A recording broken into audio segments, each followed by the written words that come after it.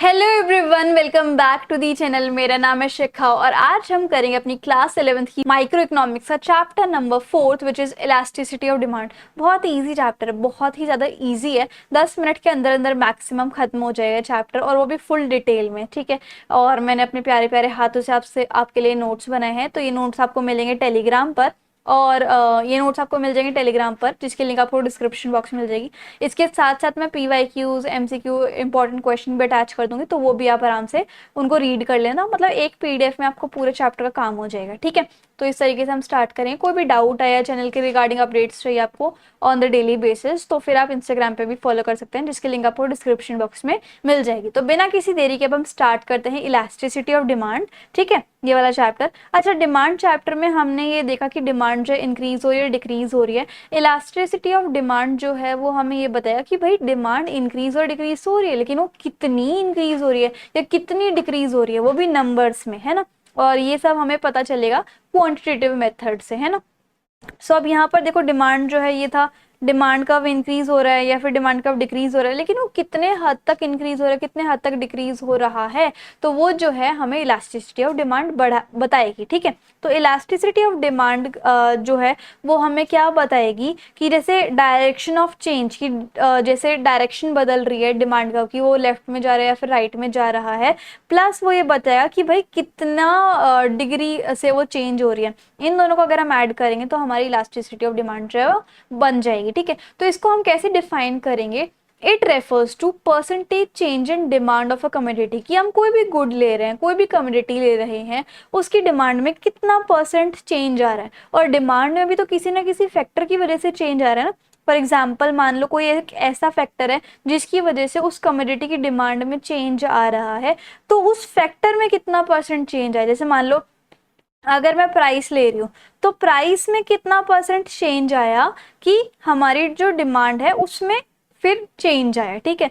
तो उन दोनों को अगर हम डिवाइड करेंगे, देखो जैसे मान लो मैंने फैक्टर ले लिया प्राइस, तो प्राइस में कितना परसेंट चेंज आया और डिमांड में कितना परसेंट चेंज आया, तब हमारी इलास्टिसिटी ऑफ डिमांड निकलती है। तो ये इलास्टिसिटी ऑफ डिमांड का फॉर्मूला है कि परसेंटेज, और इस ट्राइंगल का मतलब होता है डेल्टा, डेल्टा का मतलब होता है चेंज, ठीक है। percentage change in quantity demanded of x is the commodity, और divide by percentage change in factor affecting the demand for the x, की वो वाला फैक्टर जिसकी वजह से x की डिमांड बढ़ रही है घट रही है, उस फैक्टर में कितना परसेंट चेंज आया और फिर क्वांटिटी डिमांडेड में कितना चेंज आया, उससे हम क्या निकालते हैं, इलास्टिसिटी। और इसी फॉर्मूला से हमारी डेफिनेशन बन गई है, it refers to percentage change in quantity demanded due to percentage change in any of the factors affecting the demand of the commodity is known as elasticity of demand, ठीक है। अब हमें यहाँ पे हमारे पास तीन इलास्टिसिटी ऑफ डिमांड होती है, एक प्राइस इलास्टिसिटी ऑफ डिमांड, एक इनकम इलास्टिसिटी ऑफ डिमांड, और एक होती है क्रॉस इलास्टिसिटी ऑफ डिमांड। लेकिन हमें जो है इस बार सिलेबस में सिर्फ प्राइस इलास्टिसिटी ऑफ डिमांड भी पढ़नी है। मेरे टाइम पे 5 साल पहले क्रॉस इलास्टिसिटी ऑफ डिमांड भी थी, 2 पढ़नी पड़ती थी, लेकिन आपके केस में आप लकी हो, 1 पढ़नी पड़ रही है, ठीक है। तो प्राइस इलास्टिसिटी ऑफ डिमांड का फॉर्मूला क्या होता है, सबसे पहले इसकी डेफिनेशन देख लो, वही ऊपर वाली डेफिनेशन है, ठीक है, कि भाई परसेंटेज चेंज क्वांटिटी डिमांडेड, ऊपर लिखा, डिवाइड बाय, अब ये क्वांटिटी डिमांडेड में यानी कि डिमांड में किसकी वजह से चेंज आया, प्राइस की वजह से चेंज आया, तभी तो इसका नाम प्राइस इलास्टिसिटी ऑफ डिमांड है, ठीक है।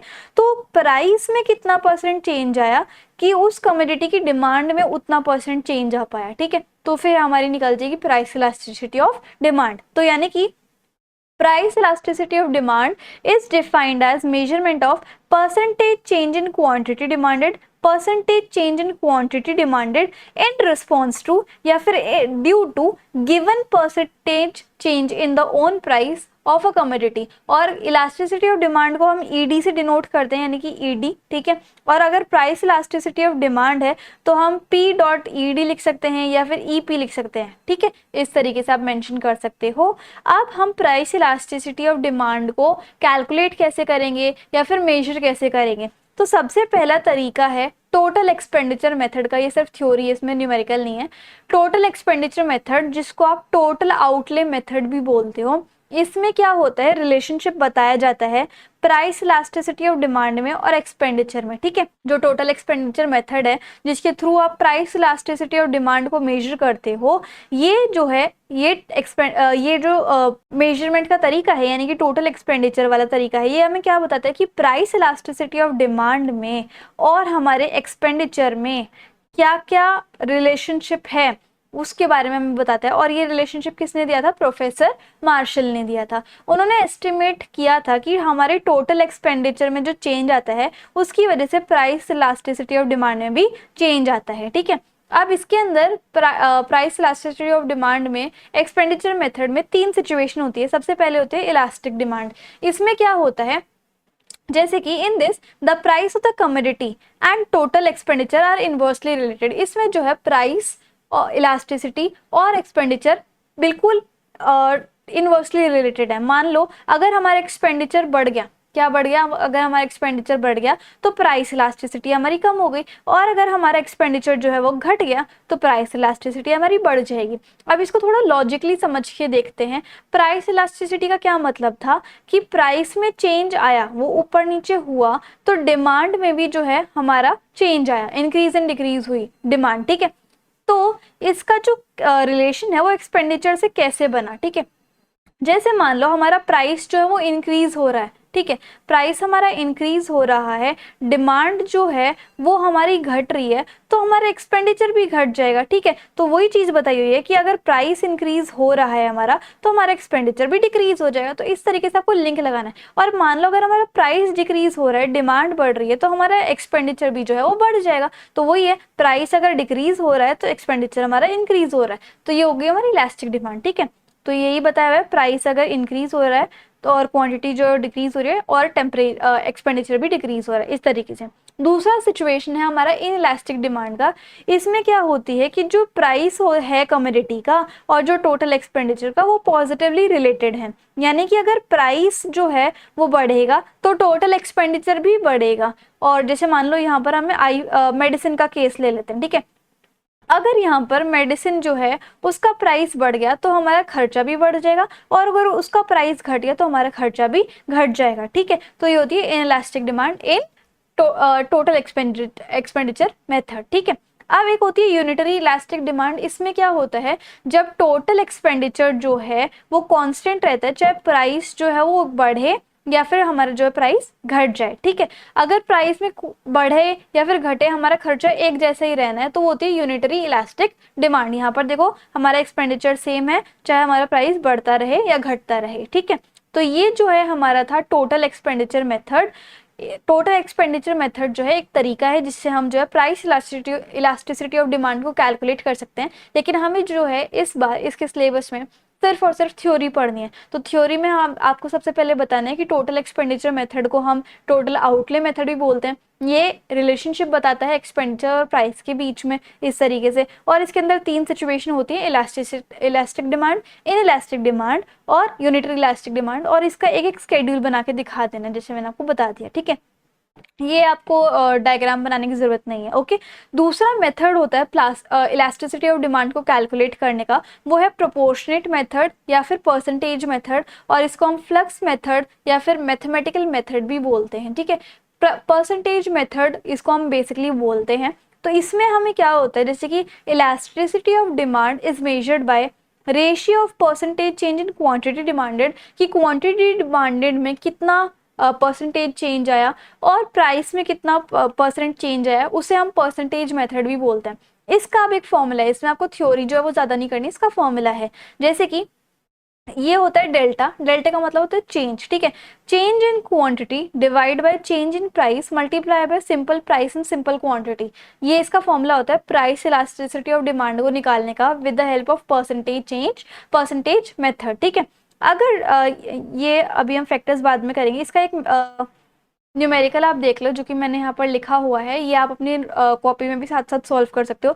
Calculate price elasticity of demand if demand increases from 4 unit to 5 unit due to fall in price from 10 to ₹8। अब यहाँ पर मैंने आपको प्राइस इलास्टिसिटी ऑफ डिमांड का फॉर्मूला बताया था, change in quantity upon change in price multiply by price upon quantity. ठीक है। अब चेंज इन क्वांटिटी जो है वो कैसे निकलेगा कि जो हमारी न्यू क्वांटिटी है और जो हमारी ओल्ड क्वांटिटी है उसको माइनस करके। और चेंज इन प्राइस कैसे निकलेगा, जो हमारा ओल्ड प्राइस है, जो हमारा न्यू प्राइस है, उसमें से हमने माइनस क्या कर दिया, ओल्ड प्राइस को हमने माइनस कर दिया, तो हमारा ये चेंज इन क्वांटिटी और चेंज इन प्राइस निकल जाएगा। और सिंपल प्राइस एंड क्वांटिटी तो हमें क्वेश्चन में ही दे रखा है, ठीक है। तो अब यहाँ पर देखो हमारे पास पहले प्राइस था 10, तो हमने लिख दिया 10। उसके बाद अब कितना हो गया, 8 हो गया, तो P1 हमारा न्यू प्राइस कितना हुआ, 8 हुआ। फिर पहले हमारे पास क्वांटिटी थी 4, वो मैंने 4 लिख दिया, और अब हमारे पास न्यू क्वांटिटी कितनी है, 5 है, ठीक है। तो आप पहले चेंज इन क्वांटिटी निकालो, Q1 माइनस Q2। Q1 आपका 5 है और Q जो आपका 4 है, तो चेंज इन क्वांटिटी आपका 1 आ गया। अब प्राइस में चेंज निकालना है, तो प्राइस 1 जो है वो आपका 8 हो गया, और पुराना प्राइस कितना था, 10 हो गया, तो -2 आपका चेंज इन प्राइस आ गया। अब इसको बस फॉर्मूला में पुट कर दो, 1 अपॉन -2 मल्टीप्लाई, पहला प्राइस कितना था 10 और पहली क्वांटिटी कितनी थी 4, और 2 1 जा और 2 5 जा, -5 अपॉन 4, तो कितना आ गया, -1.25। अभी जो माइनस का साइन है वो क्यों है, क्योंकि प्राइस और क्वांटिटी में इनवर्स रिलेशनशिप होता है, और जनरली हम माइनस साइन को इग्नोर कर देते हैं। ये लाइन आपको लिखनी है यहाँ पे, ठीक है। तो आपको न्यूमेरिकल भी समझ में आ गया, प्राइस इलास्टिसिटी को कैसे कैलकुलेट करते हैं ये भी समझ में आ गया, और प्राइस इलास्टिसिटी होती क्या है वो भी आपको समझ में आ गया, इलास्टिसिटी ऑफ डिमांड भी समझ में आ गया। अब एक इंपॉर्टेंट और एक लास्ट टॉपिक बचा है कि प्राइस इलास्टिसिटी ऑफ डिमांड को कौन कौन से फैक्टर्स अफेक्ट करते हैं। सबसे पहले तो प्राइस लेवल। अब यहाँ पर देखो, elasticity of demand depend upon the level of price of the concern commodity. Elasticity of demand will be high at the higher level of price of the commodity and lower the lower level of price. For example, अगर हम TV का case लेते हैं, ठीक है, TV का अगर price high हो गया तो उसकी जो डिमांड है उस पर असर पड़ेगा, ठीक है। यानी कि प्राइस से जो है डिमांड पे असर पड़ रहा है, तो डिमांड जो है टीवी की घट जाएगी, ठीक है, क्योंकि उसका प्राइस जो है वो बढ़ रहा है। तो जब भी कभी भी प्राइस की वजह से डिमांड में चेंज आ रहा है तो उसे हम इलास्टिक डिमांड कहते हैं, ठीक है। और मान लो अगर कोई एक ऐसा प्रोडक्ट है जैसे पेंसिल है, अगर उसका प्राइस जो है वो हमारा बढ़ रहा है या फिर घट रहा है, तो उससे डिमांड पे कोई असर नहीं पड़ रहा, उसको हम इनइलास्टिक डिमांड जो है वो बोलते हैं। समझ में आ रहा है कि जब प्राइस की वजह से डिमांड पे कोई असर नहीं पड़ेगा तो उससे हम इलास्टिक डिमांड कहते हैं, और जब प्राइस की वजह से डिमांड पे असर करेगा तो उसे हम इलास्टिक डिमांड कहते हैं, ठीक है। तो अगर हमारा जो प्राइस है उसकी वजह से असर पड़ रहा है डिमांड पे, तो उसकी वजह से प्राइस इलास्टिसिटी ऑफ डिमांड जो है वो चेंज होगी, ठीक है। Nature of the commodity. अब मान लो अगर हमारी जो कमोडिटी है वो नेसेसरी है, बहुत ज़रूरत है हमें उस कमोडिटी की, जैसे सॉल्ट हो गया, फूड ग्रेन हो गया, मेडिसिन हो गया, उनकी ज़रूरत हमें पड़ती ही पड़ती है, तो उनके प्राइस कितना ही चेंज हो जाए तो उसका डिमांड में कोई असर नहीं पड़ता, तो उनकी डिमांड क्या होगी, इनइलास्टिक होगी, ठीक है, इनइलास्टिक। अगर हमारे कंफर्ट की चीज़ें हैं तो उनके अगर प्राइस में चेंज आएगा, जैसे टीवी, कूलर और मोबाइल के प्राइस में चेंज आ गया, तो उनकी डिमांड ऐसी ही रहनी, क्योंकि वो जो है हमारे कंफर्ट है, हमें चाहिए ही चाहिए होता है, ठीक है। और अगर हमारी कमोडिटी लग्जरी है, उसकी अगर प्राइस में चेंज आ जाता है तो उसकी डिमांड में भी असर आ जाता है। जैसे एसी है, हमारी जो लग्जरी है, काम जो है कूलर में भी चल सकता है, ठीक है, लेकिन हमारी एसी जो है लग्जरी है, कार जो है लग्जरी है, उसकी डिमांड अगर प्राइस में चेंज आ जाता है तो उसकी डिमांड भी ऊपर नीचे यानी कि इंक्रीज एंड डिक्रीज होगी, ठीक है। अब portion of income spent on the community, ये जो है तीसरा फैक्टर है हमारा। इसमें क्या होता है, जैसे कि न्यूज़पेपर है और नीडल है, इसमें लोग बाग अपनी बहुत कम इनकम जो है वो खर्चते हैं, ठीक है, तो इनका प्राइस थोड़ा बहुत ऊपर मतलब बढ़ेगा घटेगा, तब इसकी डिमांड पे कुछ खास असर नहीं पड़ेगा, तो इनइलास्टिक डिमांड है। लेकिन अगर कोई ऐसी चीज़ है, कोई ऐसी कमोडिटी है जिसके ऊपर इंसान जो अपना ज़्यादा इनकम खर्च करता है, जैसे क्लोथ्स और फर्नीचर, तो उस पे उस कमोडिटी पे प्राइस का जो है असर जो है लगेगा। अगर फर्नीचर और क्लोथ्स उसके प्राइस जो है बढ़ जाते हैं तो उसकी डिमांड भी जो है वो घटेगी, तो मतलब प्राइस की वजह से डिमांड पे असर आ रहा है, तो इसकी इलास्टिक डिमांड होगी। Next is availability of substitute. अगर जैसे मान लो किसी कोई गुड है, उसके बहुत सारे सब्स्टिट्यूट हैं ऑलरेडी, तो उसकी जो डिमांड है वो इलास्टिक हो जाएगी, क्योंकि उसके प्राइस में चेंज आएगा तो उसकी डिमांड में ऑलरेडी चेंज आएगा। अगर कोई ऐसा प्रोडक्ट है जिसके सब्स्टिट्यूट है ही नहीं अवेलेबल, जैसे लीकर है, पेट्रोल है, तो उसमें जो है आपके प्राइस का कोई असर ही नहीं दिखेगा, तो हो जाएगी इनइलास्टिक डिमांड। ठीक है, नेक्स्ट है पोस्टपोनमेंट ऑफ द यूज। अब यहाँ पर जैसे मान लो अगर हमारे पास कोई कमोडिटी, हमने सोचा कि हम इसको फ्यूचर में ही कंज्यूम कर लेंगे, फ्यूचर में यूज कर लेंगे, तो उसकी जो डिमांड है वो इलास्टिक हो जाएगी। और अगर ऐसी है कि जैसे फूड और मेडिसिन है, उसको तो हमें इंस्टेंटली कंज्यूम करना पड़ता है, तो उसकी जो डिमांड है वो इनइलास्टिक हो जाएगी, मतलब उसके अगर प्राइस में अगर चेंज आएगा तो हमें कोई फर्क नहीं पड़ेगा उसकी डिमांड से। ठीक है, अब इनकम ऑफ द कंज्यूमर, वो भी मैंने आपको बता ही दिया। अगर जैसे हाई इनकम वाले ग्रुप है तो उनके ऊपर प्राइस अगर चेंज भी हो रहा है किसी कमोडिटी का, तो डिमांड उनके लिए वैसी ही रहेगी, तो इनइलास्टिक डिमांड है। अगर इनकम जो है वो कम है, लो ग्रुप है, लो इनकम ग्रुप है, तो उनके लिए डिमांड जो है वो इलास्टिक रहेगी। डाइवर्सिटी ऑफ यूज, अगर कोई कमोडिटी ऐसी है जिसकी बहुत सारे यूजेस है, जैसे कि मिल्क है, तो मिल्क के बहुत सारे यूजेस है, चीज़ भी बनता है, पनीर भी बनता है, तो उसके लिए अगर उसके प्राइस में चेंज आ गया तो डिमांड पे असर पड़ेगा, तो इलास्टिक डिमांड है। ठीक है, और इस तरीके से अगर कमोडिटी के कुछ ही यूज हैं तो उसकी डिमांड पे इतना कुछ खास असर नहीं पड़ेगा, जैसे कि पेपर, इस तरीके से। अब हैबिट ऑफ कंज्यूमर, अगर कंज्यूमर की किसी कमोडिटी को लेने की हैबिट है तो वो चाहे प्राइस हाई भी है तो उसकी डिमांड जो है सेम ही रहेगी, यानी कि उसकी डिमांड जो है इलास्टिक रहेगी और वाइस वर्सा। तो ये कुछ ऐसे फैक्टर्स है जिसकी वजह से डिमांड जो है इलास्टिक हो जाती है, इनइलास्टिक होती है और प्राइस इलास्टिसिटी पे असर पड़ता है। तो this is the factor, these are the factor that affect the price elasticity of demand. ठीक है, तो इस तरीके से हमारा जो चैप्टर है वो फाइनली खत्म होता है। इंस्टाग्राम एंड टेलीग्राम पे जरूर फॉलो कर लेना। So if you like the video and the explanation then please like share comment and subscribe the channel. Thank you so much.